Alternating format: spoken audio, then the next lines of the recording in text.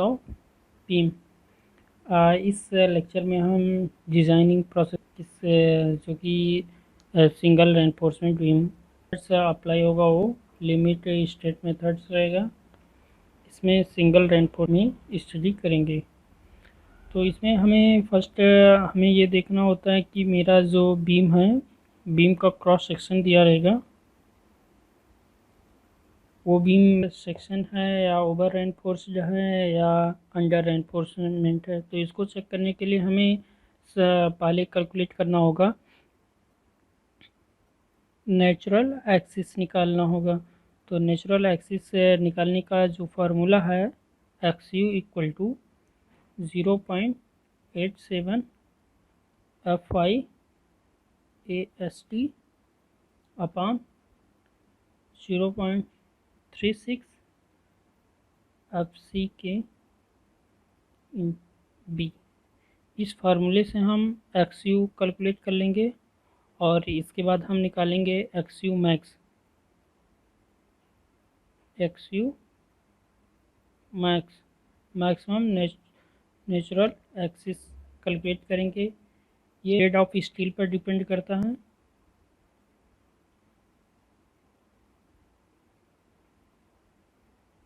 ये जो है X you grade of steel के ऊपर डिपेंड करता है। अगर मेरा स्टील का ग्रेड है FE 250 तो एक्स यू मैक्स जो होगा मेरा 0.53 D is the effective depth and FE 415 इसके लिए हो जाएगा मैं 0.48 टाइम डी, और FE 500 के लिए हो जाएगा 0.46 टाइम डी, और FE 550 के लिए हो जाएगा मेरा 0.44 डी। तो इससे मेरा एक्स यू मैक्स कैलकुलेट होगा। अगर मेरा X U equal to X U max के अप्रॉक्स बराबर है तो मेरा बैलेंस सेक्शन होगा, बैलेंस रेनफोर्समेंट होगा।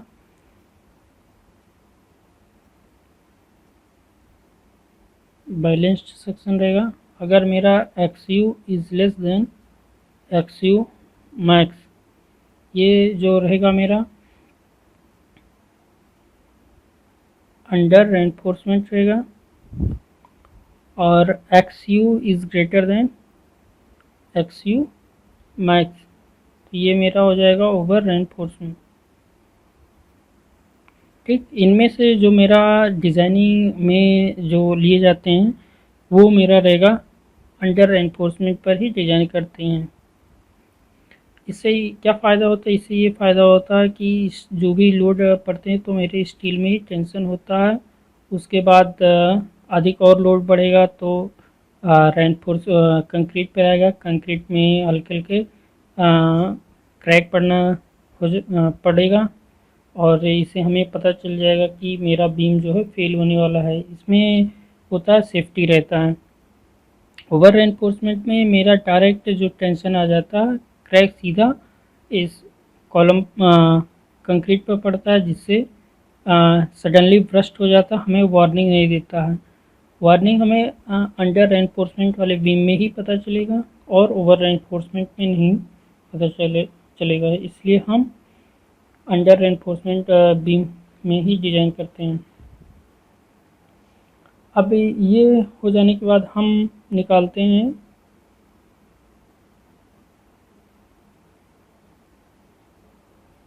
Moment resisting, moment of resisting, moment of resistance निकालते हैं। तो इसका जो फार्मूला है MR equal to 0.87 FIAST into lever arm होता है। लीवर आर्म जो है मेरा D माइनस 0.4 टू XU। इससे मेरा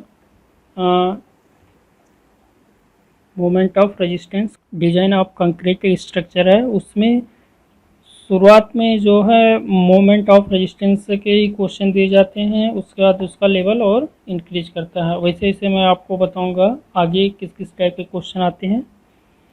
इसमें हमें ये कैलकुलेट करने के लिए भी मिल जाते हैं क्वेश्चन। फिर उसके बाद सिंगल रेनफोर्समेंट का स्टील निकालने के लिए भी दिया जाता है, तो उसके भी आगे का प्रोसेस है। इतना ये प्रोसेस एक क्वेश्चन में आ जाता है मेरा। अब इसके आगे एक और हो जाता है मेरा, अगर एरिया ऑफ स्टील नहीं दिया, उसमें हमको एरिया ऑफ स्टील निकालना है, तो हमें limiting moment of resistance calculate करना पड़ता है। लिमिटिंग मोमेंट ऑफ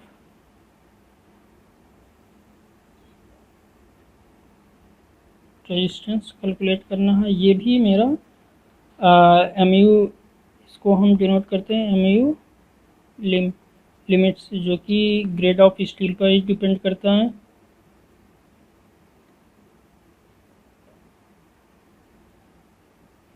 जैसे मेरा ग्रेड ऑफ स्टील चेंज होगा, वैसे ही मेरा MU लिमिट की वैल्यू भी चेंज होगी। जैसे इसमें XU मैक्स के लिए भी फार्मूला था, उसमें जैसे ग्रेड का ऑफ स्टील चेंज होता था, वैसे ही मेरा ये कांस्टेंट जो था ये चेंज होता था।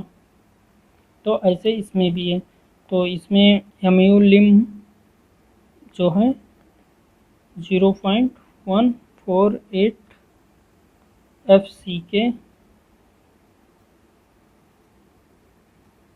BD स्क्वायर, ये जो होता है मेरा FE 250 के लिए होता है। और इसके बाद MU lim equal to 0.138 FCK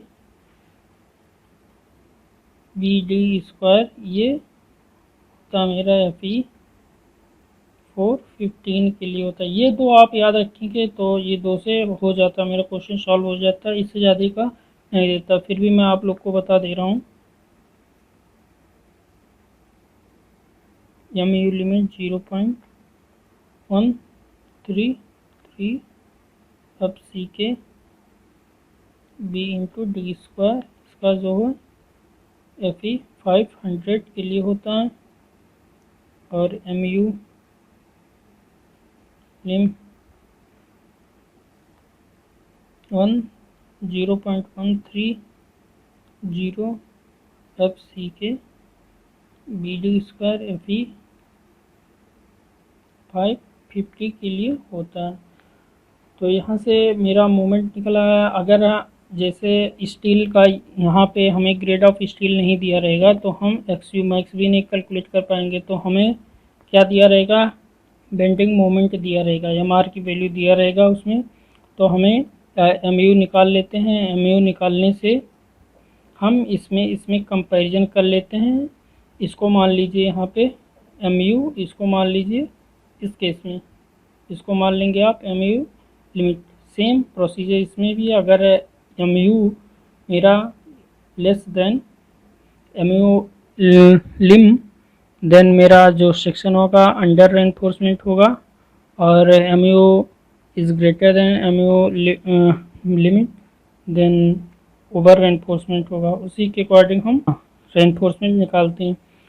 और दूसरी MU लिमिट और MU निकालने के बाद हम परसेंटेज ऑफ स्टील निकालते हैं। परसेंटेज ऑफ स्टील निकालने के लिए फार्मूला बहुत ही इजी फार्मूला, अगर आप इससे निकालना भी चाहते हैं तो निकाल सकते हैं, बट हम एक अलग फार्मूला बता रहे हैं जो कि बहुत ईजिली आप लोग निकाल सकते हैं इसे। परसेंटेज ऑफ स्टील निकाल लेंगे हम।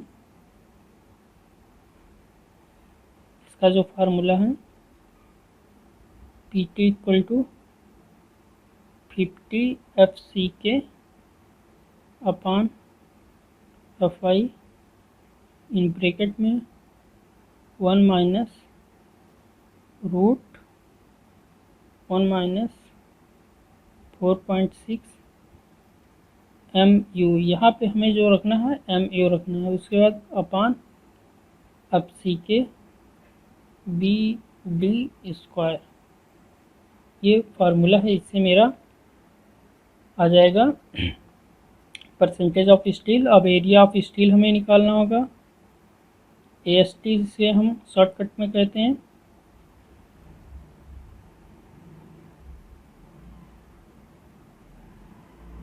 स्टील तो AST इक्वल टू हो जाएगा PT अपॉन 100 इंटू BD। तो यहाँ से मेरा जो वैल्यू निकल के आएगा वो एरिया ऑफ स्टील हो जाएगा। अब उसी के अकॉर्डिंग हमें डाया बार देना, तो एक डाया का हमने बार निकाल लिया, डाया का मैंने बार का डायमीटर कैलकुलेट कर लिया। उसके बाद हम एरिया ऑफ स्टील से डिवाइड कर देंगे, उतने नंबर ऑफ बार मेरे कैलकुलेट हो जाएंगे।